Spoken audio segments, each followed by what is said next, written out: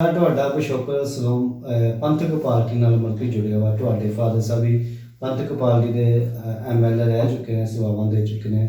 ਤੁਹਾਡੇ ਗ੍ਰੈਂਡਫਾਦਰ ਦਾਦਾ ਜੀ ਵੀ ਮਤਲਬ ਕਿ ਪੰਥਕ ਪਾਰਟੀ ਵਿੱਚ ਚੰਗੀਆਂ ਸੇਵਾਵਾਂ ਦੇ ਚੁੱਕੇ। ਤੁਸੀਂ ਆਰਐਸਐਸ ਪਾਰਟੀ ਜੁਆਇਨ ਕੀਤੀ ਆ, ਭਾਰਤੀ ਜਨਤਾ ਪਾਰਟੀ ਜੁਆਇਨ ਕੀਤੀ। ਜੇ ਭਾਰਤੀ ਜਨਤਾ ਪਾਰਟੀ ਦਾ ਵਿਰੋਧ ਹੁੰਦਾ ਤੇ ਅੱਜ ਤੁਹਾਡੇ ਸਾਹਮਣੇ ਹੀ ਹੈ ਕਿੱਦਾਂ ਵਹੀਰਾਂ ਘੱਤ ਕੇ ਸਾਡੀ ਪਾਰਟੀ ਭਾਰਤੀ ਜਨਤਾ ਪਾਰਟੀ ਵਿੱਚ ਲੋਕ ਸ਼ਾਮਲ ਹੋ ਰਹੇ ਨੇ। ਤੇ ਜੇ ਵਿਰੋਧ ਹੁੰਦਾ ਤੇ ਫਿਰ ਇਦਾਂ ਦੀ ਸਿਚੁਏਸ਼ਨ ਨਹੀਂ ਸੀ ਹੋਣੀ।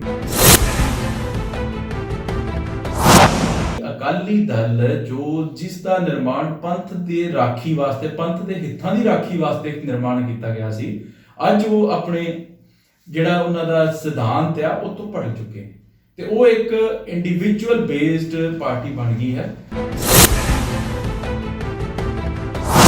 ਸਾਡੀਆਂ ਪੰਥਕ ਸ਼ਖਸੀਅਤਾਂ, ਪੰਥ ਰਤਨ ਜਥੇਦਾਰ ਗੁਰਚਰਨ ਸਿੰਘ ਜੀ ਟੋੜਾ ਦਾ ਪਰਿਵਾਰ ਜੋ ਕਿ ਉਹ ਵੀ ਬੀਜੇਪੀ 'ਚ ਸ਼ਾਮਲ ਹੋਇਆ ਹੈ। ਫਿਰ ਨਾਲ ਹੀ ਤੁਸੀਂ ਸਾਡੇ ਮਨਜਿੰਦਰ ਸਿੰਘ ਸਿਰਸਾ ਜੀ ਜੋ ਵੀ ਉਹ ਵੀ ਇੱਕ ਪੰਥਕ ਪਿਛੋਕੜ ਵਾਲੇ ਆ ਤੇ ਸਾਡੀ ਦਿੱਲੀ ਗੁਰਦੁਆਰਾ ਮੈਨੇਜਮੈਂਟ ਕਮੇਟੀ ਦੇ ਪ੍ਰਧਾਨ ਵੀ ਰਹੇ ਨੇ। ਵੀ ਪੰਥਕ ਮੁੱਦਿਆਂ ਦੇ ਉੱਤੇ ਹੀ ਇਥੋਂ ਚੋਣ ਲੜਾਂਗੇ ਕਿਉਂਕਿ ਬੀਜੇਪੀ ਪੰਥਕ ਇੱਕ ਜ਼ਰੂਰੀ ਨਹੀਂ ਹੈ, ਇੱਕ ਕਿਸੇ ਧਰਮ ਵਿਸ਼ੇਸ਼ ਦੀ ਪਾਰਟੀ ਨਹੀਂ ਹੈ। ਉਹਨਾਂ ਤੱਕ ਗੱਲ ਕਨਵੇ ਹੋਣ ਤੱਕ ਥੋੜਾ ਟਾਈਮ ਲੱਗ ਗਿਆ, ਪਰ ਚਲੋ ਦੇਰ ਆਏ ਦਰੁਸਤ ਆਏ। ਉਹਨਾਂ ਨੇ ਇਹ ਮਹਿਸੂਸ ਕੀਤਾ ਕਿ ਮੇਰੇ ਕੋਲ ਇਹ ਬਹੁਤ ਵੱਡੀ ਗਲਤੀ ਹੋ ਗਿਆ। ਇਸੇ ਕਰਕੇ ਹੀ ਜੋ ਸ਼ਹੀਦੀਆਂ ਹੋਈਆਂ ਸਾਰਾ ਕੁਝ ਆ, ਉਸ ਕਰਕੇ ਉਹਨਾਂ ਮਾਫੀ ਮੰਗੀ ਹੈ। ਉਹ ਸਮੇਂ ਮਤਲਬ ਕਿ ਰੈਲੀ ਵਿੱਚ ਬਹੁਤਾ ਭਾਰੀ ਇਕੱਠ ਨਹੀਂ ਹੋਇਆ। ਨਰਿੰਦਰ ਮੋਦੀ ਜੀ ਹੁਸੈਨੀਵਾਲ ਤੋਂ ਹੀ ਵਾਪਸ ਦਿੱਲੀ ਚਲ ਗਏ। 36,000 ਬੱਸਾਂ ਜਿਹੜੀਆਂ ਅਸੀਂ ਪ੍ਰਬੰਧ ਕਰਕੇ, ਜਿਸ ਦਾ ਪ੍ਰਬੰਧ ਲਾਗਲੇ ਸੂਬਿਆਂ ਤੋਂ ਵੀ, ਖਾਲੀ ਬੱਸਾਂ ਦਾ ਪ੍ਰਬੰਧ ਲਾਗਲੇ ਸੂਬਿਆਂ ਤੋਂ ਵੀ ਕੀਤਾ ਗਿਆ ਸੀਗਾ ਤੇ ਪਿੰਡ ਬੱਸਾਂ ਗਈਆਂ। ਮੈਂ ਆਪਣੇ ਹਲਕੇ 'ਚੋਂ ਬਹੁਤ ਵੱਡੀ ਤਾਦਾਦ ਦੇ ਵਿੱਚ ਬੱਸਾਂ ਗੱਡੀਆਂ ਭਰ ਕੇ ਲੈ ਕੇ ਗਿਆ। ਸੰਗਤ ਦੇ ਵਿੱਚ ਬਹੁਤ ਉਤਸ਼ਾਹ ਸੀਗਾ। 26 ਦਸੰਬਰ ਵਾਲਾ ਦਿਨ ਵੀਰ ਬਾਲ ਦਿਵਸ ਘੋਸ਼ਿਤ ਕਰਕੇ ਇਹ ਸਾਬਤ ਕਰਤਾ ਹੈ ਕਿ ਉਹ ਸਾਡੀ ਕੌਮ ਦੇ ਪ੍ਰਤੀ ਕਿੰਨੇ ਸੁਹਿਰਦ ਨੇ ਤੇ ਕਿੰਨੇ ਚਿੰਤਤ ਨੇ।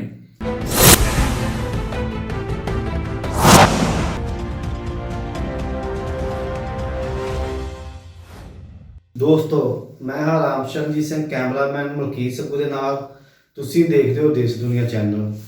ਅੱਜ ਆਪਾਂ ਤੁਹਾਨੂੰ ਜੋ ਪੰਜਾਬ ਵਿੱਚ ਹੋ ਰਹੀਆਂ 2022 ਦੀਆਂ ਵਿਧਾਨ ਸਭਾ ਚੋਣਾਂ ਦੇ ਮੱਦੇਨਜ਼ਰ ਆਪ ਦੇ ਨਾਲ ਗੱਲਬਾਤ ਕਰਨ ਜਾ ਰਹੇ ਹਾਂ। ਹਲਕਾ ਸ੍ਰੀ ਬਾਬਾ ਬਕਾਲਾ ਸਾਹਿਬ ਤੋਂ ਇੱਥੋਂ ਸੰਭਾਵੀ ਉਮੀਦਵਾਰ ਭਾਰਤੀ ਜਨਤਾ ਪਾਰਟੀ ਦੇ ਮੇਰੇ ਨਾਲ ਗੱਲਬਾਤ ਕਰਨ ਜਾ ਰਹੇ ਹਨ ਐਡਵੋਕੇਟ ਗਗਨਦੀਪ ਸਿੰਘ ਜੀ।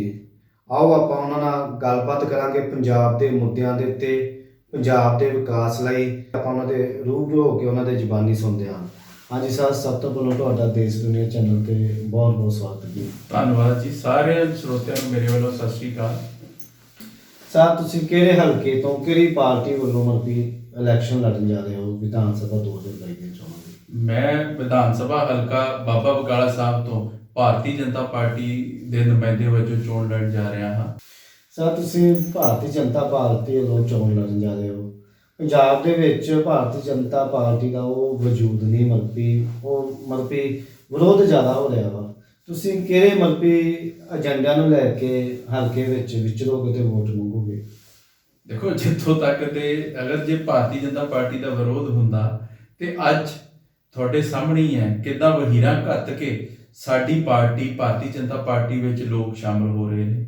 ਤੇ ਜੇ ਵਿਰੋਧ ਹੁੰਦਾ ਤੇ ਫਿਰ ਇਦਾਂ ਦੀ ਸਿਚੁਏਸ਼ਨ ਨਹੀਂ ਸੀ ਹੋਣੀ। ਹਾਂ, ਠੀਕ ਹੈ, 2 ਮਹੀਨੇ ਪਹਿਲਾਂ ਇਦਾਂ ਦੀ ਗੱਲ ਹੈਗੀ ਸੀ, ਬਟ ਜਦੋਂ ਸਾਡੇ ਦੇਸ਼ ਦੇ ਪ੍ਰਧਾਨ ਮੰਤਰੀ ਸ਼੍ਰੀ ਨਰਿੰਦਰ ਮੋਦੀ ਜੀ ਨੇ ਗੁਰੂ ਨਾਨਕ ਸਾਹਿਬ ਦੇ ਪ੍ਰਕਾਸ਼ ਪੁਰਬ ਦੇ ਉੱਤੇ ਜੋ ਕਿ 3 ਖੇਤੀ ਕਾਨੂੰਨ ਬਣਾਏ ਸੀ ਭਾਰਤ ਦੀ ਪਾਰਲੀਮੈਂਟ ਨੇ, ਉਹ ਵਾਪਸ ਲੈ ਲਏ ਹੈ, ਜੋ ਕਿ ਸਾਡੀ ਕਿਸਾਨਾਂ ਦੀ, ਸਾਡੇ ਪੰਜਾਬੀਆਂ ਦੀ ਤੇ ਸਾਡੇ ਜੋ ਕਿ ਖੇਤੀਬਾੜੀ ਨਾਲ ਸੰਬੰਧਿਤ ਰੱਖਦੇ ਖਿੱਤੇ ਵਾਲਿਆਂ ਦੀ ਬਹੁਤ ਹੀ ਜ਼ਰੂਰਤ ਸੀ, ਜੋ ਮੰਗ ਸੀਗੀ, ਜਿਸ ਦੇ ਕਰਕੇ ਉਹਨਾਂ ਇੱਕ ਬਹੁਤ ਵੱਡਾ ਸੰਘਰਸ਼ ਵੀ ਕੀਤਾ ਤੇ ਇੱਕ ਬਹੁਤ ਵੱਡਾ ਅੰਦੋਲਨ ਕੀਤਾ। ਤੇ ਉਸ ਤੋਂ ਬਾਅਦ ਤੇ ਮੈਂ ਤੇ ਨਹੀਂ ਜਾਣਦਾ ਵੀ ਕੋਈ ਇਦਾਂ ਦਾ ਗੱਲ ਹੈਗੀ ਹੈ। ਜੇ ਇਦਾਂ ਦੀ ਗੱਲ ਹੁੰਦੀ ਤੇ ਅੱਜ ਭਾਰਤੀ ਜਨਤਾ ਪਾਰਟੀ 'ਚ ਇਸ ਤਰ੍ਹਾਂ ਦੀਆਂ ਲੰਬੀਆਂ ਲਾਈਨਾਂ ਨਾ ਲੱਗੀਆਂ ਹੁੰਦੀਆਂ ਉਹਨਾਂ ਨੂੰ ਪਾਰਟੀ ਜੁਆਇਨ ਕਰਨ ਵਾਸਤੇ। ਤਾਂ ਜਿਵੇਂ ਤੁਸੀਂ ਦੱਸਿਆ ਵੀ ਜਿਹੜੇ 3 ਖੇਤੀ ਕਾਨੂੰਨ ਮਤਲਬ ਕਿ ਕਿਸਾਨਾਂ ਵੱਲੋਂ ਵਾਪਸ ਕੀਤੇ ਗਏ ਆ, ਇਹਨਾਂ ਨੇ ਹੁਣ ਇਹਨੇ ਲੰਬੇ ਸਮੇਂ ਬਾਅਦ ਹੀ ਖੇਤੀ ਕਾਨੂੰਨ ਵਾਪਸ ਕੀਤੇ ਆ ਪ੍ਰਧਾਨ ਮੰਤਰੀ ਨਰਿੰਦਰ ਮੋਦੀ ਜੀ ਨੇ। ਪਹਿਲਾਂ ਕਿਉਂ ਨਹੀਂ ਕੀਤੇ ਸੀ? ਇੰਨੀਆਂ ਕਿਸਾਨਾਂ ਦੀਆਂ ਵੀ ਮਤਲਬ ਕਿ ਸ਼ਹੀਦੀ ਜਾਮਾਂ ਪੈਣਗੇ 700 ਤੋਂ ਪਲੱਸ ਹੋ ਕੇ ਸ਼ਹੀਦੀ ਜਾਮਾਂ ਮਤਲਬ ਕਿ ਕਿਸਾਨਾਂ ਨੇ ਪਹਿਨਿਆ। ਇੰਨੀ ਗਰਮੀ ਵੀ ਝੱਲੀ ਆ, ਸਰਦੀ ਵੀ ਚੱਲੀ ਆ। ਕੀ ਕਹਿਣਾ ਚਾਹੁੰਦੇ ਜੀ ਇਸ ਬਾਰੇ? ਦੇਖੋ ਮੈਂ ਵੀ ਇਸੇ ਹੀ ਹੱਕ ਦਾ ਜੀ, ਮੈਂ ਵੀ ਉੱਥੇ ਟਾਈਮ ਲਾਇਆ, ਮੈਂ ਵੀ 15 ਤੋਂ 20 ਦਿਨ ਉਸੇ ਜਗ੍ਹਾ ਤੇ ਉਹਨਾਂ ਦੇ ਨਾਲ ਬੈਠਾ ਸਾਰਾ ਕੁਝ। ਤੇ ਦੇਖੋ ਠੀਕ ਹੈ, ਉਹਨਾਂ ਤੱਕ ਗੱਲ ਕਨਵੇ ਹੋਣ ਤੱਕ ਥੋੜਾ ਟਾਈਮ ਲੱਗ ਗਿਆ, ਪਰ ਚਲੋ ਦੇਰ ਆਏ ਦਰੁਸਤ ਆਏ। ਉਹਨਾਂ ਨੇ ਇਹ ਮਹਿਸੂਸ ਕੀਤਾ ਕਿ ਮੇਰੇ ਕੋਲ ਇਹ ਬਹੁਤ ਵੱਡੀ ਗਲਤੀ ਹੋ ਗਿਆ। ਇਸੇ ਕਰਕੇ ਹੀ ਜੋ ਸ਼ਹੀਦੀਆਂ ਹੋਈਆਂ ਸਾਰਾ ਕੁਝ ਆ, ਉਸ ਕਰਕੇ ਉਹਨਾਂ ਮਾਫੀ ਮੰਗੀ ਹੈ। ਤੇ ਉਹ ਮਾਫੀ ਜਨਤਕ ਤੌਰ ਤੇ ਮੰਗੀ ਹੈ, ਨਾ ਕਿ ਕਿਸੇ ਲੁੱਕ ਕੇ ਜਾਂ ਅੰਦਰ ਵੜ ਕੇ। ਤੇ ਦੇਖੋ ਕਿੰਨੀ ਛੇਤੀ ਸਾਰਾ ਕੁਝ ਜਿੱਦਾਂ ਹੀ ਸਾਡੇ ਕਿਸਾਨ ਵੀਰਾਂ ਨੇ ਕਿਹਾ ਤੇ ਉਸੇ ਤਰ੍ਹਾਂ ਹੀ ਉਹਦੇ ਪ੍ਰਧਾਨ ਮੰਤਰੀ ਜੀ ਨੇ ਉਹ ਤੇ ਅਮਲ ਕੀਤਾ। ਠੀਕ ਹੈ, ਉਹਨਾਂ ਤੱਕ ਇਹ ਗੱਲਾਂ ਕਨਵੇ ਕਰਨ ਦਾ ਥੋੜਾ ਟਾਈਮ, ਮੈਂ ਮੰਨਦਾ ਕਿ ਇਹ ਗਲਤੀ ਹੋਈ ਹੈ, ਦੇਰੀ ਹੋਈ ਉਸ ਪਰ, ਉਹਦੇ ਕਰਕੇ ਪ੍ਰਧਾਨ ਮੰਤਰੀ ਜੀ ਨੇ ਮਾਫੀ ਵੀ ਮੰਗ ਲਈ ਹੈ। ਸਰ ਜਿਹੜਾ ਬੀਤੇ ਦਿਨ 5 ਜਨਵਰੀ ਨੂੰ ਪ੍ਰਧਾਨ ਮੰਤਰੀ ਨਰਿੰਦਰ ਮੋਦੀ ਫਿਰੋਜ਼ਪੁਰ ਰੈਲੀ ਵਿਖੇ ਆਉਣਾ ਸੀ, ਉਹਨਾਂ ਸੰਬੋਧਨ ਕਰਨਾ ਸੀ। ਉਹ ਸਮੇਂ ਮਤਲਬ ਕਿ ਰੈਲੀ ਵਿੱਚ ਬਹੁਤਾ ਭਾਰੀ ਇਕੱਠ ਨਹੀਂ ਹੋਇਆ। ਨਰਿੰਦਰ ਮੋਦੀ ਜੀ ਹੁਸੈਨੀਵਾਲ ਤੋਂ ਹੀ ਵਾਪਸ ਦਿੱਲੀ ਚਲ ਗਏ। ਉਸ ਬਾਰੇ ਕੀ ਕਹਿਣਾ ਚਾਹੁੰਦੇ, ਕੀ ਪ੍ਰਤੀਕਰਮ ਨੇ ਤੁਹਾਡੇ? ਦੇਖੋ ਜਿਹੜੀ ਤੁਸੀਂ ਗੱਲ ਕਰਦੇ ਹੋ ਨਾ ਵੀ ਇਕੱਠ ਨਹੀਂ ਹੋਇਆ, ਠੀਕ ਹੈ, ਮਤਲਬ ਬਾਰਿਸ਼ ਕੁਦਰਤ ਦਾ ਥੋੜਾ ਜਿਹਾ ਇਸ਼ੂ ਹੋਇਆ ਜਿਹਦੇ ਕਰਕੇ ਥੋੜਾ ਜਿਹਾ ਪ੍ਰੋਬਲਮ ਆਈ। ਬਟ ਜਿੱਥੋਂ ਤੱਕ ਇਕੱਠ ਦੀ ਗੱਲ ਹੈ, ਇਕੱਠ ਨਾ ਹੋਣ ਵਾਲੀ ਕੋਈ ਗੱਲ ਨਹੀਂ ਸੀਗੀ। ਇਕੱਠ ਬਹੁਤ ਵੱਡੀ ਤਾਦਾਦ ਦੇ ਵਿੱਚ ਦੇਖੋ ਲੋਕ, ਮਤਲਬ ਸਾਡੀਆਂ ਬੱਸਾਂ ਜਿਸ ਦੇ ਕਿ 36,000 ਬੱਸਾਂ ਜਿਹੜੀਆਂ ਅਸੀਂ ਪ੍ਰਬੰਧ ਕਰਕੇ, ਜਿਸ ਦਾ ਪ੍ਰਬੰਧ ਲਾਗਲੇ ਸੂਬਿਆਂ ਤੋਂ ਵੀ, ਖਾਲੀ ਬੱਸਾਂ ਦਾ ਪ੍ਰਬੰਧ ਲਾਗਲੇ ਸੂਬਿਆਂ ਤੋਂ ਵੀ ਕੀਤਾ ਗਿਆ ਸੀਗਾ ਤੇ ਪਿੰਡ ਬੱਸਾਂ ਗਈਆਂ। ਮੈਂ ਆਪਣੇ ਹਲਕੇ 'ਚੋਂ ਬਹੁਤ ਵੱਡੀ ਤਾਦਾਦ ਦੇ ਵਿੱਚ ਬੱਸਾਂ ਗੱਡੀਆਂ ਭਰ ਕੇ ਲੈ ਕੇ ਗਿਆ ਸੰਗਤ ਦੇ ਵਿੱਚ ਬਹੁਤ ਉਤਸ਼ਾਹ ਸੀਗਾ। ਲੋਕ ਇਸ ਗੱਲ ਤੋਂ ਜਾਣੂ ਸੀ ਕਿ ਪ੍ਰਧਾਨ ਮੰਤਰੀ ਜੀ ਬਹੁਤ ਵੱਡਾ ਪੈਕੇਜ ਦੇ ਕੇ ਜਾਣ ਵਾਲੇ ਹੈ ਤੇ ਅਸੀਂ ਇਹ ਲੋਕਾਂ ਤੱਕ ਕਨਵੇ ਵੀ ਕੀਤਾ ਹੋਇਆ ਸੀ ਤੇ ਪ੍ਰਧਾਨ ਮੰਤਰੀ ਜੀ ਨੇ ਦੇ ਕੇ ਵੀ ਜਾਣਾ ਸੀਗਾ। ਜਿਸ ਤਰ੍ਹਾਂ ਦੇਖੋ ਚਲੋ ਬਾਅਦ ਦੇ ਵਿੱਚੋਂ ਆਲ ਆਫ ਸਡਨ ਜਿਹੜਾ ਕਿ ਚੋਣ ਜਾਬਤਾ ਲੱਗ ਗਿਆ ਤੇ ਨਹੀਂ ਗੱਲਾਂ ਉਹ ਹੋ ਸਕੀਆਂ। ਕੀ ਵਿਸ਼ੇਸ਼ ਪੈਕ ਸੀ ਜੀ? ਦੇਖੋ ਜਿਸ ਦਾ ਇੱਕ ਨਮੂਨਾ ਪ੍ਰਧਾਨ ਮੰਤਰੀ ਜੀ ਨੇ, ਦੇਖੋ 350 ਸਾਲ ਹੋ ਗਏ ਹੈ ਸਾਡੀ ਕੌਮ ਦੇ ਹੀਰੇ, ਸਾਡੇ ਸਾਹਿਬਜ਼ਾਦੇ, ਸਾਡੇ ਦਸ਼ਮੇਸ਼ ਪਿਤਾ, ਸਾਡੀ ਖਾਲਸਾ ਪੰਥ ਦੇ ਬਾਨੀ ਜਿਨ੍ਹਾਂ ਨੇ ਸਾਡੀ ਕੌਮ ਦੀ ਸਿਰਜਣਾ ਕੀਤੀ, ਉਹਨਾਂ ਦਾ ਪਰਿਵਾਰ, ਉਹਨਾਂ ਦੇ ਸਾਹਿਬਜ਼ਾਦੇ ਜੋ ਕਿ ਸ਼ਹੀਦ, ਜਿਨ੍ਹਾਂ ਨੇ ਸ਼ਹੀਦੀ ਕੀਤੀ ਆਪਣੀ ਕੌਮ ਦੇ ਕਰਕੇ ਸ਼ਹੀਦੀ ਦਿੱਤੀ ਸੀਗੀ, ਉਹਨਾਂ ਦਾ ਕੋਈ ਦਿਹਾੜਾ ਜਾਂ ਕੋਈ ਆਪਾਂ ਸਾਡੀ ਕੌਮ ਤੇ ਮਨਾਉਂਦੀ ਸੀ ਦਿਹਾੜਾ ਕਿ ਉਹ ਸ਼ਹੀਦੀ ਹਫ਼ਤਾ ਅਸੀਂ ਇੱਕ ਮਨਾਉਂਦੇ ਸਾਂ। ਪਰ ਅਸੀਂ ਚਾਹੁੰਦੇ ਸਾਂ, ਸਾਡੀ ਬਹੁਤ ਹੀ ਲੰਬੇ ਸਮੇਂ ਤੋਂ ਮੰਗ ਸੀ ਕਿ ਸਾਡੇ ਸਾਹਿਬਜ਼ਾਦਿਆਂ ਦਾ ਵੀ ਕੋਈ ਦਿਨ ਕੋਈ ਇਦਾਂ ਦਾ ਹੋਵੇ ਜੋ ਰਾਸ਼ਟਰੀ ਪੱਧਰ ਤੇ ਮਨਾਇਆ ਜਾਵੇ, ਪੂਰੀ ਦੁਨੀਆ 'ਚ ਮਨਾਇਆ ਜਾਵੇ। ਤੇ ਸਾਡੇ ਪ੍ਰਧਾਨ ਮੰਤਰੀ ਸ਼੍ਰੀ ਨਰਿੰਦਰ ਮੋਦੀ ਜੀ ਨੇ ਅੱਜ 350 ਸਾਲ ਦੇ ਬਾਅਦ 26 ਦਸੰਬਰ ਵਾਲਾ ਦਿਨ ਵੀਰ ਬਾਲ ਦਿਵਸ ਘੋਸ਼ਿਤ ਕਰਕੇ ਇਹ ਸਾਬਤ ਕਰਤਾ ਹੈ ਕਿ ਉਹ ਸਾਡੀ ਕੌਮ ਦੇ ਪ੍ਰਤੀ ਕਿੰਨੇ ਸੁਹਿਰਦ ਨੇ ਤੇ ਕਿੰਨੇ ਚਿੰਤਤ ਨੇ। ਤੇ ਇਸ ਕਰਕੇ ਹੀ ਉਹਨਾਂ ਨੇ ਇਹ ਵੀਰ ਬਾਲ ਦਿਵਸ ਉਸ ਦਿਨ 26 ਤਰੀਕ ਨੂੰ ਕੋਸ਼ਿਸ਼ ਕੀਤਾ ਤੇ ਇਸ ਦਿਨ ਇਸ ਦੇ ਉੱਤੇ ਇੱਕ ਨੈਸ਼ਨਲ ਅਵਾਰਡ ਵੀ ਸਥਾਪਿਤ ਕੀਤਾ ਜੋ ਕਿ ਹਰ ਸਾਲ ਦਿੱਤਾ ਜਾਇਆ ਕਰੇ। ਬਾਲ ਦਿਵਸ ਛੋਟੇ ਸਾਹਿਬਜ਼ਾਦੇ, 4 ਸਾਹਿਬਜ਼ਾਦੇ ਜਿਹੜੇ 10ਵੇਂ ਪਾਤਸ਼ਾਹ ਦੇ ਹੈਗੇ ਆ, ਕਿ ਇਹਦਾ ਨਾਮ ਬਾਲ ਦਿਵਸ ਰੱਖਿਆ ਵਾ ਸਾਹਿਬਜ਼ਾਦਾ ਦਿਵਸ? ਕਿਉਂਕਿ ਬੜੇ ਸਾਡੇ ਸਿੱਖ ਪੰਥ ਦੇ ਬੜੇ ਸਤਿਕਾਰਯੋਗ ਆ ਤੇ ਸਾਹਿਬਜ਼ਾਦਾ ਦਿਵਸ ਰੱਖ ਦਿੰਦੇ, ਇਸ ਮਤਲਬ ਕਿ ਚੰਗੀ ਗੱਲ ਨਹੀਂ ਸੀ। ਦੇਖੋ ਗੱਲ ਪਤਾ ਕੀ ਆ, ਇਹ ਤੇ ਹੁਣ ਨਾ ਸੋਚ ਦੀ ਗੱਲ ਹੈ ਆਪੋ ਆਪਣੀ, ਠੀਕ ਹੈ। ਗੱਲ ਕੀ ਹੈ ਕਿ ਸਾਡੀ ਕੌਮ ਦੇ ਵਿੱਚ ਕ੍ਰਿਟਿਸਿਜ਼ਮ ਦਾ ਵੀ ਬੜਾ ਰਿਵਾਜ ਹੈ, ਠੀਕ ਹੈ। ਮੈਂ ਇਸ ਬਹਿਸ ਦੇ ਵਿੱਚ ਪੈਣਾ ਨਹੀਂ ਚਾਹੁੰਦਾ, ਠੀਕ ਹੈ। ਦੇਖੋ ਇਸ ਸਾਡੇ ਜਿਹੜੇ ਬਹੁਤ ਹੀ ਬੁੱਧੀਜੀਵੀ ਨੇ ਉਹਨਾਂ ਨੇ ਬਹੁਤ ਹੀ ਬੜੇ ਅੱਛੇ ਤਰੀਕੇ ਨਾਲ, ਸਾਡੇ ਪ੍ਰੋਫੈਸਰ ਸਰਚਾਂਦ ਜੀ ਨੇ, ਉਹਨਾਂ ਨੇ ਵੀ ਦੱਸਿਆ ਹੈ, ਉਹਨਾਂ ਦੇ ਲੇਖ ਵੀ ਵੱਖ-ਵੱਖ ਛਪੇ ਨੇ ਵੱਖ-ਵੱਖ ਅਖਬਾਰਾਂ ਦੇ ਵਿੱਚ, ਜੋ ਕਿ ਦਮਦਮੀ ਟਕਸਾਲ ਦੇ ਚੀਫ ਸਪੋਕਸ ਪਰਸਨ ਨੇ। ਫਿਰ ਉਹ ਸਾਡੇ ਜਥੇਦਾਰ ਅਕਾਲ ਤਖਤ ਸਾਹਿਬ ਦੇ ਵੀ ਪੀਏ ਰਹੇ ਨੇ ਤੇ ਫਿਰ ਉਹ 6 ਆਲ ਇੰਡੀਆ ਸਿੱਖ ਸਟੂਡੈਂਟ ਫੈਡਰੇਸ਼ਨ ਦੇ ਵੀ ਪ੍ਰਧਾਨ ਰਹੇ ਨੇ। ਉਹਨਾਂ ਨੇ ਬੜੀ ਚੰਗੀ ਤਰ੍ਹਾਂ ਸਾਰਾ ਕੁਝ ਦੱਸਿਆ ਆ ਮੈਨੂੰ। ਮੈਂ ਨਹੀਂ ਸਮਝਦਾ ਕਿ ਮੈਨੂੰ ਇਸ ਬੈਸਟ ਪੈਣਾ ਚਾਹੀਦਾ ਆ। ਦੇਖ ਮੈਂ ਕਹਿੰਦਾ ਕਿ ਇੱਕ ਬਹੁਤ ਹੀ ਵੱਡਾ ਉਪਰਾਲਾ ਆ। ਚਲੋ ਉਹ ਵੀ ਚੇਂਜ ਹੋ ਜਾਊਗਾ ਜਿੱਦਾਂ ਇਹ ਮੰਗ ਲੋੜ ਮੁਤਾਬਕ ਸਾਰਾ ਕੁਝ ਹੋ ਜਾਊਗਾ। ਇਹ ਕਿਹੜੀਆਂ ਛੋਟੀਆਂ ਛੋਟੀਆਂ ਗੱਲਾਂ ਆ ਇਹਲੀਆਂ ਤੇ, ਠੀਕ ਹੈ ਨਾ। ਤੇ ਆਪਾਂ ਇਸ ਬੈਸਟ ਨਾ ਪਈਏ, ਇਹ ਬਹੁਤ ਵਧੀਆ ਰਹੇਗਾ। ਸਰ ਤੁਹਾਡਾ ਪਿਛੋਕੜ ਪੰਥਕ ਪਾਰਟੀ ਨਾਲ ਮਤਲਬ ਕਿ ਜੁੜਿਆ ਵਾ। ਤੁਹਾਡੇ ਫਾਦਰ ਸਾਹਿਬ ਵੀ ਪੰਥਕ ਪਾਰਟੀ ਦੇ MLA ਰਹਿ ਚੁੱਕੇ ਨੇ, ਸੇਵਾਵਾਂ ਦੇ ਚੁੱਕੇ ਨੇ। ਤੁਹਾਡੇ ਗ੍ਰੈਂਡਫਾਦਰ ਦਾਦਾ ਜੀ ਵੀ ਮਤਲਬ ਕਿ ਪੰਥਕ ਪਾਰਟੀ ਵਿੱਚ ਚੰਗੀਆਂ ਸੇਵਾਵਾਂ ਦੇ ਚੁੱਕੇ। ਤੁਸੀਂ RSS ਪਾਰਟੀ ਜੁਆਇਨ ਕੀਤੀ ਆ, ਭਾਰਤੀ ਜਨਤਾ ਪਾਰਟੀ ਜੁਆਇਨ ਕੀਤੀ ਆ, ਇਸ ਬਾਰੇ ਤੁਹਾਡਾ ਕੀ ਪ੍ਰਤੀਕਰਮ, ਕੀ ਕਹਿਣਾ ਚਾਹੁੰਦੇ ਜੀ? ਦੇਖੋ ਜੀ, ਮੈਂ ਭਾਰਤੀ ਜਨਤਾ ਪਾਰਟੀ ਜੁਆਇਨ ਕੀਤੀ ਆ, ਠੀਕ ਹੈ। ਤੇ ਦੂਜੀ ਜਿਹੜੀ ਗੱਲ ਤੁਹਾਡੀ RSS ਦੀ ਗੱਲ ਹੈ, ਉਹ ਇੱਕ ਵੱਖਰੀ ਸੰਸਥਾ ਆ। ਪਾਰਟੀ ਇੱਕ ਵੱਖਰੀ ਚੀਜ਼ ਹੈ। ਤੁਸੀਂ ਇੱਕ ਸਿੱਖ ਦਾ ਚਿਹਰਾ ਹੋਣ ਦੇ ਨਾਤੇ ਤੁਹਾਡਾ ਪਿਛੋਕੜ ਪੰਥਕ ਪਾਰਟੀ ਨਾਲ ਰਿਹਾ, ਉਹਨਾਂ ਪ੍ਰਤੀ ਕੀ ਕਹਿਣਾ? ਦੇਖੋ ਉਹਦੇ ਪ੍ਰਤੀ ਮੈਂ ਇਹੀ ਕਹਿੰਦਾ ਜੀ ਕਿ ਅੱਜ ਪੰਥ ਜੋ ਤੁਸੀਂ ਗੱਲ ਥੋੜੀ ਜੀ ਪੂਰੀ ਨਹੀਂ ਕੀਤੀ। ਤੁਸੀਂ ਵੈਸੇ ਕਹਿਣਾ ਚਾਹੁੰਦੇ ਵੀ ਅਕਾਲੀ ਦਲ ਦੇ ਨਾਲ, ਠੀਕ ਹੈ। ਮੈਂ ਅੱਜ ਵੀ ਪੰਥਕ ਆ ਤੇ ਬਾਅਦ ਚੋਂ ਵੀ ਰਵਾਂਗਾ ਤੇ ਹਮੇਸ਼ਾ ਹੀ ਪੰਥਕ ਹੀ ਰਵਾਂਗੇ ਅਸੀਂ।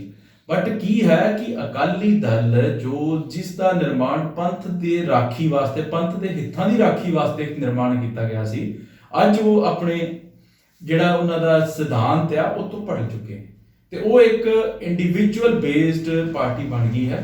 ਹੁਣ ਤੁਸੀਂ ਦੇਖਿਆ ਹੋਣਾ ਪਿਛਲੇ ਦਿਨਾਂ ਦੇ ਵਿੱਚ ਸਾਡੀਆਂ ਪੰਥਕ ਸ਼ਖਸੀਅਤਾਂ, ਪੰਥ ਰਤਨ ਜਥੇਦਾਰ ਗੁਰਚਰਨ ਸਿੰਘ ਜੀ ਟੌੜਾ ਦਾ ਪਰਿਵਾਰ ਜੋ ਕਿ ਉਹ ਵੀ BJP 'ਚ ਸ਼ਾਮਲ ਹੋਇਆ। ਫਿਰ ਨਾਲ ਹੀ ਤੁਸੀਂ ਸਾਡੇ ਮਨਜਿੰਦਰ ਸਿੰਘ ਸਿੱਸਾ ਜੀ ਜੋ ਉਹ ਵੀ ਇੱਕ ਪੰਥਕ ਪਿਛੋਕੜ ਵਾਲੇ ਆ ਤੇ ਸਾਡੀ ਦਿੱਲੀ ਗੁਰਦੁਆਰਾ ਮੈਨੇਜਮੈਂਟ ਕਮੇਟੀ ਦੇ ਪ੍ਰਧਾਨ ਵੀ ਰਹੇ ਨੇ। ਤੇ ਇਹ ਮਤਲਬ ਉਹਨਾਂ ਨੇ ਬੜੇ ਅੱਛੇ ਤਰੀਕੇ ਨਾਲ ਦੱਸਿਆ ਹੈ ਕਿ ਪੰਥ ਨੂੰ ਅੱਜ ਸਾਨੂੰ ਲੋੜ ਹੈ ਕਿ ਪੰਥ ਦੀਆਂ ਜਿਹੜੀਆਂ ਦੁਰਪੇਸ਼ ਆਉਂਦੀਆਂ ਮੁਸ਼ਕਲਾਂ ਉਹਨਾਂ ਨੂੰ ਕੌਣ ਹੱਲ ਕਰਦਾ ਹੈ ਤੇ ਕਿੱਦਾਂ ਉਹ ਹੱਲ ਹੋ ਸਕਦੀਆਂ। ਤੇ ਮੈਂ ਵੀ ਇਹ ਮਹਿਸੂਸ ਕੀਤਾ ਕਿ ਅਕਾਲੀ ਦਲ ਅੱਜ ਉਹ ਆਪਣੇ ਮੁੱਦੇ ਤੋਂ ਭਟਕ ਚੁੱਕਾ ਹੋਇਆ ਵਾ, ਆਪਣੇ ਆਈਡੀਓਲੋਜੀ, ਆਪਣੀਆਂ ਸਿਧਾਂਤਾਂ ਤੋਂ ਭਟਕ ਗਿਆ ਹੋਇਆ ਆ। ਤੇ ਸਾਡਾ ਜਿਹੜਾ ਆਉਣ ਵਾਲਾ ਭਵਿੱਖ ਆ ਪੰਥ ਦਾ, ਸਾਡੀਆਂ ਆਉਣ ਵਾਲੀਆਂ ਜਿਹੜੀਆਂ ਪੀੜ੍ਹੀਆਂ ਵਾ ਉਹ ਤਾਂ ਹੀ ਸੇਫ ਰਹਿ ਸਕਦੀਆਂ ਇਸ ਪਾਰਟੀ ਨਾਲ ਜੁੜ ਕੇ, ਕਿਉਂਕਿ ਸਾਡੇ ਦੇਸ਼ ਦੇ ਪ੍ਰਧਾਨ ਮੰਤਰੀ ਨਰਿੰਦਰ ਮੋਦੀ ਜੀ ਨੇ ਇੱਕ ਬਹੁਤ ਵਧੀਆ ਸਬੂਤ ਦਿੱਤੇ ਆ ਤੁਹਾਡੇ ਸਾਹਮਣੇ। ਆਪਣੇ ਸ਼੍ਰੀ ਕਰਤਾਰਪੁਰ ਸਾਹਿਬ ਦਾ ਲਾਂਘਾ ਖੁਲਵਾਇਆ। ਫਿਰ ਉੱਥੇ ਹੁਣ ਇੱਕ ਮੈਂ ਤੁਹਾਨੂੰ ਦੱਸਦਾ ਕਿ ਆ ਜਿਹੜਾ ਪੈਕੇਜ ਉਸ ਦਿਨ ਐਲਾਨ ਕਰਨਾ ਸੀ, ਉੱਥੇ ਇੱਕ ਸਿੱਖ ਮਿਊਜ਼ੀਅਮ ਬਣਨਾ ਸੀਗਾ, ਠੀਕ ਹੈ। ਫਿਰ ਜੇ ਆਪਾਂ ਪੰਥਕ ਦੀ ਗੱਲ ਕਰੀਏ ਤੇ ਸਾਡੇ ਇੱਕ ਉਸ ਪੈਕੇਜ ਦੇ ਵਿੱਚ ਇਹ ਵੀ ਸੀਗਾ ਕਿ ਸਾਡੇ 1984 ਦੇ ਵਿੱਚ ਜਦੋਂ ਸਾਡੇ ਮੱਕਾ ਸਾਡਾ ਅਕਾਲ ਤਖਤ ਸਾਹਿਬ, ਸਾਡਾ ਦਰਬਾਰ ਸਾਹਿਬ, ਉਹਦੇ ਉੱਤੇ ਮੈਂ ਉਸ ਪਾਰਟੀ ਦਾ ਨਾਮ ਨਹੀਂ ਲੈਣਾ ਚਾਹੁੰਦਾ ਜਿਨੇ ਮਤਲਬ ਸਾਡਾ ਉਹ ਸਾਰਾ ਤਹਿਸ-ਨਹਿਸ ਕਰਤਾ, ਸਾਰਾ ਖਤਮ ਕਰਤਾ। ਸਾਨੂੰ ਫਿਰ ਉਸ ਤੋਂ ਬਾਅਦ ਸਾਡੀ ਇੱਕ ਨਸਲਕੁਸ਼ੀ ਹੋਈ, ਦਿੱਲੀ ਦੇ ਵਿੱਚ ਦੰਗੇ ਹੋਏ, ਸਾਰਾ ਕੁਝ ਹੋਇਆ। ਫਿਰ ਸਾਡੇ ਦੇਸ਼ ਦੇ ਪ੍ਰਧਾਨ ਮੰਤਰੀ ਜੀ ਨੇ ਉਹ ਦੰਗਿਆਂ ਦੇ ਜੋ ਪੀੜਤ ਸੀਗੇ, ਜੋ ਦੰਗਿਆਂ ਦੇ ਵਿੱਚ ਮਤਲਬ ਸਾਰਾ ਕੁਝ ਉਹਦੇ ਦੋਸ਼ੀ ਸੀਗੇ, ਜਿਨ੍ਹਾਂ ਨੂੰ ਅੱਜ ਵੀ ਮੌਕੇ ਦੀਆਂ ਹਕੂਮਤਾਂ ਬਚਾਈ ਜਾਂਦੀਆਂ ਸੀ, ਉਹਨਾਂ ਨੂੰ ਸਜ਼ਾਵਾਂ ਦਵਾਈਆਂ। ਫਿਰ ਉਸ ਵੇਲੇ ਦੇ ਸਾਡੇ ਜਿਹੜੇ ਧਰਮੀ ਫੌਜੀ ਸੀਗੇ, ਧਰਮੀ ਫੌਜੀਆਂ ਨੂੰ ਜੋ ਉਸ ਸਮੇਂ ਬੈਰਕਾਂ ਛੱਡ ਆਏ ਸੀਗੇ, ਉਹਨਾਂ ਨੂੰ ਵੀ ਉਹਨਾਂ ਦੀਆਂ ਪੈਨਸ਼ਨਾਂ ਵਧਾਉਣ ਦਾ, ਫਿਰ ਉਹਨਾਂ ਨੂੰ ਵੀ ਇੱਕ ਇਹ ਰੁਤਬਾ ਉਹਨਾਂ ਦੇ ਪਰਿਵਾਰਾਂ ਨੂੰ ਸਰਕਾਰੀ ਨੌਕਰੀਆਂ ਦੇਣ ਦਾ ਵੀ ਇੱਕ ਸੀਗਾ ਪੈਕੇਜ ਦੇ ਵਿੱਚ। ਪੰਥਕ ਹਲਕਾ ਆਪਾਂ ਕਹਿ ਸਕਦੇ ਹਾਂ ਸ੍ਰੀ ਬਾਬਾ ਬਕਾਲਾ ਸਾਹਿਬ।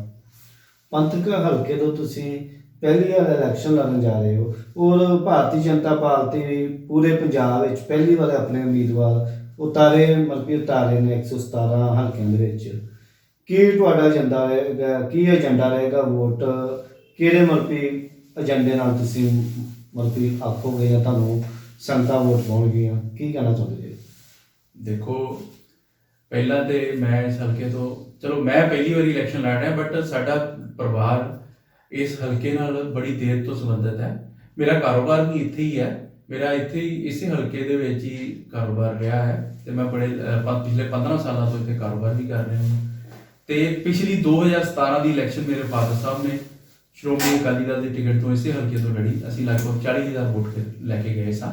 ਉਦੋਂ ਇਕੱਠੇ ਸੀ ਉਦੋਂ BJP ਤੇ ਸ਼੍ਰੋਮਣੀ ਅਕਾਲੀ ਦਲ ਇਕੱਠੇ ਸੀ, ਠੀਕ ਹੈ। ਚਲੋ ਅੱਜ ਅਸੀਂ ਵੱਖ-ਵੱਖ ਹੋ ਗਈਆਂ ਦੋਵੇਂ ਪਾਰਟੀਆਂ, ਪਰ ਦੇਖੋ ਅੱਜ ਮੈਂ ਇੱਕ ਜੇ ਕਹੀਏ ਕਿ ਪੰਥਕ ਹਲਕਾ, ਤੇ ਅਸੀਂ ਵੀ ਪੰਥਕ ਮੁੱਦਿਆਂ ਦੇ ਉੱਤੇ ਹੀ ਇੱਥੋਂ ਚੋਣ ਲੜਾਂਗੇ, ਕਿਉਂਕਿ ਬੀਜੇਪੀ ਪੰਥਕ ਇੱਕ ਜ਼ਰੂਰੀ ਨਹੀਂ ਹੈ, ਇੱਕ ਕਿਸੇ ਧਰਮ ਵਿਸ਼ੇਸ਼ ਦੀ ਪਾਰਟੀ ਨਹੀਂ ਹੈ।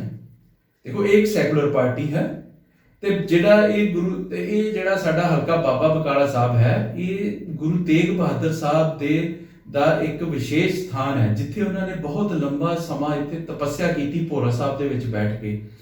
ਤੇ ਬੀਜੇਪੀ ਪਾਰਟੀ ਨੇ ਹੀ ਇਸ ਕਰਕੇ ਹੀ ਮੈਨੂੰ ਇੱਥੇ ਚੋਣ ਲੜਾਉਣ ਦਾ ਮੈਂ ਮੰਗ ਕਰ ਰਿਹਾ, ਮੈਂ ਹੀ ਮੰਗ ਕਰ ਰਿਹਾ ਕਿ ਮੈਨੂੰ ਇੱਥੋਂ ਚੋਣ ਲੜਾਈ ਜਾਵੇ, ਕਿਉਂਕਿ ਮੇਰਾ ਪੰਥਕ ਪਿਛੋਕੜ ਹੈ। ਤੇ ਮੈਂ ਇੱਥੇ ਸਾਰਿਆਂ ਤੋਂ ਪਹਿਲਾਂ ਤੇ ਮੈਂ ਤੁਹਾਨੂੰ ਦੱਸਦਾ ਕਿ ਦੇਖੋ ਜਿਹੜੀ ਮੁੱਦੇ ਦੀ ਗੱਲ ਹੈ ਕਿ ਬੀਜੇਪੀ ਕਿਸ ਮੁੱਦੇ ਤੇ ਇਲੈਕਸ਼ਨ ਲੜੇਗੀ, ਬਹੁਤ ਜਲਦੀ ਹੀ ਸਾਡਾ ਮੈਨੀਫੈਸਟੋ ਆ ਰਿਹਾ ਹੈ, ਤੇ ਮੈਂ ਉਸ ਤੋਂ ਪਹਿਲਾਂ ਕੁਝ ਕਹਿ ਨਹੀਂ ਸਕਦਾ ਕਿ ਮੈਨੀਫੈਸਟੋ ਕੀ ਹੈ। ਹਾਂ, ਅਸੀਂ ਜਿਹੜੀਆਂ ਚੀਜ਼ਾਂ ਮੈਨੀਫੈਸਟੋ ਕਮੇਟੀ ਅੱਗੇ ਰੱਖੀਆਂ, ਆਪਣੀਆਂ ਜਿਹੜੀਆਂ ਡਿਮਾਂਡਾਂ ਰੱਖੀਆਂ ਆ, ਉਹਦੇ ਵਿੱਚ ਇਹ ਹੈ ਕਿ ਦੇਖੋ ਕਿ ਸਾਡਾ ਇਹ ਜਿਹੜਾ ਹਲਕਾ ਹੈ ਬਾਬਾ ਬਕਾਲਾ ਸਾਹਿਬ, ਇਹ ਜਿੱਦਾਂ ਕਿ 400 ਸਾਲਾ ਚੱਲ ਰਿਹਾ ਹੈ ਗੁਰੂ ਤੇਗ ਬਹਾਦਰ ਸਾਹਿਬ ਦੇ ਜਨਮ ਦਿਹਾੜੇ ਦਾ, ਤੇ ਇੱਥੇ ਇੱਕ ਰਈਆ ਤੇ ਬਾਬਾ ਬਕਾਲਾ ਹਾਲਟ ਹੈ ਰੇਲਵੇ ਦਾ, ਉਸ ਨੂੰ ਸਟੇਸ਼ਨ ਦਾ ਦਰਜਾ ਦਿੱਤਾ ਜਾਵੇ ਤੇ ਉੱਥੇ ਟ੍ਰੇਨਾਂ ਰੋਕੀਆਂ ਜਾਇਆ ਕਰਨ, ਜਿਸ ਦੇ ਨਾਲ ਸੰਗਤ ਨੂੰ ਉੱਥੇ ਬਾਬਾ ਬਕਾਲਾ ਗੁਰਦੁਆਰਾ ਸਾਹਿਬ ਪਹੁੰਚਣ ਦੇ ਵਿੱਚ ਬਹੁਤ ਅੱਛੀ ਵੱਡੀ ਸਹੂਲਤ ਮਿਲੂਗੀ।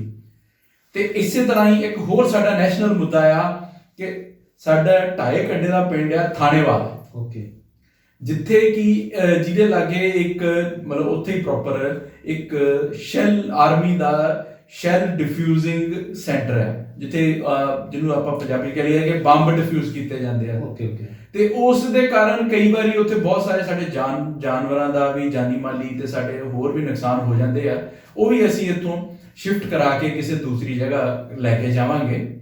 ਤੇ ਇੱਕ ਜਿਹੜਾ ਮੈਂ ਹੁਣੇ ਰੀਸੈਂਟਲੀ ਇੱਕ ਸਾਡੇ ਰਈਆ ਪੁਲ ਆ ਫਲਾਈਓਵਰ ਹੈ, ਜਿਸ ਨਾਲ ਸਾਡਾ ਜਿਹੜਾ ਰਈਆ ਬਾਜ਼ਾਰ ਸੀਗਾ ਉਹ ਬਹੁਤ ਪ੍ਰਭਾਵਿਤ ਹੁੰਦਾ ਸੀਗਾ, ਕਿਉਂਕਿ ਉੱਥੇ ਥੱਲੇ ਬਹੁਤ ਸਾਰੀ ਭੀੜ ਇਕੱਠੀ ਹੋ ਜਾਂਦੇ, ਮਤਲਬ ਆਉਣ ਵਾਲੇ ਦਿਨਾਂ ਦੇ ਵਿੱਚ ਦਿਨ ਬ ਦਿਨ ਨਾ ਉਹ ਇੱਕ ਡਿਕਲਾਈਨ ਵੱਲ ਜਾ ਰਿਹਾ ਸੀਗਾ, ਇੱਕ ਤਬਾਹੀ ਵੱਲ ਜਾ ਰਿਹਾ ਸੀ। ਅਸੀਂ ਉਸ ਨੂੰ ਪਿਲਰਾਂ ਦੇ ਉੱਤੇ ਬਣਾਉਣ ਦਾ ਇੱਕ ਸੈਂਟਰ ਗਵਰਨਮੈਂਟ ਤੋਂ ਮੰਗ ਮਨਵਾ ਲਈ ਹੋਈ ਹੈ ਆਲਰੇਡੀ। ਤੇ ਇੱਕ ਉਹ ਜਿਹੜਾ 600 ਮੀਟਰ ਦਾ ਸੀਗਾ ਬਾਜ਼ਾਰ, ਉਹਨੂੰ ਅਸੀਂ 1000 ਬਾਜ਼ਾਰ ਸੌਰੀ ਕਹਿ ਰਿਹਾ, ਉਹ ਜਿਹੜਾ ਫਲਾਈਓਵਰ ਸੀਗਾ ਪਿਲਰਸ ਦੇ ਉੱਤੇ 1000 ਮੀਟਰ ਦਾ ਕਰ ਰਹੇ ਹਾਂ, ਉਹਨੂੰ ਵਧਾ ਰਹੇ ਹਾਂ।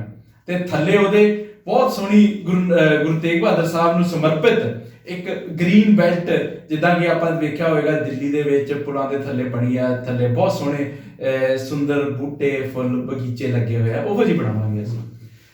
ਹਾਂਜੀ ਸਰ, ਤੁਹਾਡਾ ਇਸ ਵਾਰ ਕਿਹੜੀ ਪਾਰਟੀ ਨਾਲ ਮਤਲਬ ਮੁੱਖ ਮੁਕਾਬਲਾ ਹੋਇਆ? ਤੁਹਾਡੀ ਭਾਈਵਾਲ ਰਹਿ ਚੁੱਕੀ ਸ਼੍ਰੋਮਣੀ ਅਕਾਲੀ ਦਲ ਪਾਰਟੀ, ਕਾਂਗਰਸ ਪਾਰਟੀ ਜਾਂ ਆਮ ਆਦਮੀ ਪਾਰਟੀ ਜਾਂ ਐਨੀ ਅਦਰ ਪਾਰਟੀ? ਸਾਡਾ ਜੀ ਸਿਆਸੀ ਪਾਰਟੀਆਂ ਦਾ ਮੁਕਾਬਲਾ ਹੈ, ਕਿਸੇ ਨਾਲ ਵੀ ਹੋ ਸਕਦਾ, ਇਹ ਤੇ ਹੁਣ ਮੈਦਾਨ 'ਚ ਜਾ ਕੇ ਪਤਾ ਲੱਗੂ ਕਿਹਦੇ ਨਾਲ ਹੁੰਦਾ। ਮੈਂ ਇਸ ਬਾਰੇ ਕੁਝ ਨਹੀਂ ਕਹਿ ਸਕਦਾ। ਹਾਂ ਠੀਕ ਹੈ, ਮੈਨੂੰ ਲੱਗਦਾ ਹੈ ਕਿ ਬਾਕੀਆਂ ਤੋਂ ਇਲਾਵਾ ਕਾਂਗਰਸ ਥੋੜਾ ਜਿਹਾ ਜੇ ਲਊਗੀ, ਉਹਨਾਂ ਨਾਲ ਥੋੜਾ ਜਿਹਾ ਸਾਨੂੰ ਕਰਨ 'ਚ ਸਾਡਾ ਮੁਕਾਬਲਾ ਹੋ ਸਕਦਾ, ਉਹਨਾਂ ਨਾਲ ਹੋ ਜੇ ਸ਼ਾਇਦ, ਪਰ ਮੈਂ ਨਹੀਂ ਮੰਨਦਾ ਕੋਈ ਏਡਾ ਉਹ ਵੀ ਮੁਕਾਬਲਾ ਦੇ ਸਕੂਗੀ। ਠੀਕ ਹੈ ਜੀ ਹਾਂ ਦੋਸਤੋ, ਇਹ ਸੀ ਐਡਵੋਕੇਟ ਗਗਨਦੀਪ ਸਿੰਘ, ਜੋ ਹਲਕਾ ਬਾਬਾ ਬਕਾਲਾ ਸਾਹਿਬ ਤੋਂ ਇਲੈਕਸ਼ਨ ਲੜਨ ਜਾ ਰਹੇ ਹਨ 2022 ਦੀਆਂ ਵਿਧਾਨ ਸਭਾ ਚੋਣਾਂ ਵਿੱਚ। ਤੇ ਇਹਨਾਂ ਵੱਲੋਂ ਕਿਹਾ ਗਿਆ ਜਿਹੜੀ ਸਾਡਾ ਮੁੱਖ ਮੁਕਾਬਲਾ ਵਾ ਪਾਰਟੀ ਦੇ ਏਜੰਡਿਆਂ ਉੱਤੇ ਹੋਏਗਾ, ਤੇ ਪਲੱਸ ਜਿਹੜਾ ਸ਼ਾਇਦ ਮਰਪੀ ਕਾਂਗਰਸ ਪਾਰਟੀ ਨਾਲ ਸਾਡਾ ਮੁਕਾਬਲਾ ਵੀ ਹੋ ਸਕਦਾ। ਕਾਰਨ ਕੀ ਹੈ, ਕੁਝ ਉਹਨਾਂ ਨੇ ਕੰਮ ਕੀਤੇ ਆ ਪੰਜਾਬ ਦੇ ਵਿਕਾਸ ਵਾਸਤੇ, ਤੇ ਆਪਾਂ ਐਸੇ ਲੜੀ ਤਹਿਤ ਨਵੇਂ ਹਲਕੇ ਤੋਂ ਨਵੇਂ ਚਿਹਰੇ ਦੇ ਆਪ ਦੇ ਸਾਹਮਣੇ ਰੂਬਰੂ ਕਰਾਉਂਦੇ ਰਵਾਂਗੇ। ਤੁਸੀਂ ਦੇਖਦੇ ਹੋ ਦੇਸ਼ ਦੁਨੀਆ ਚੈਨਲ। ਮੈਂ ਹਾਂ ਰਾਮ ਸ਼ਰਨਜੀਤ ਸਿੰਘ, ਕੈਮਰਾਮੈਨ ਮਲਕੀਤ ਸੱਗੂ ਦੇ ਨਾਲ।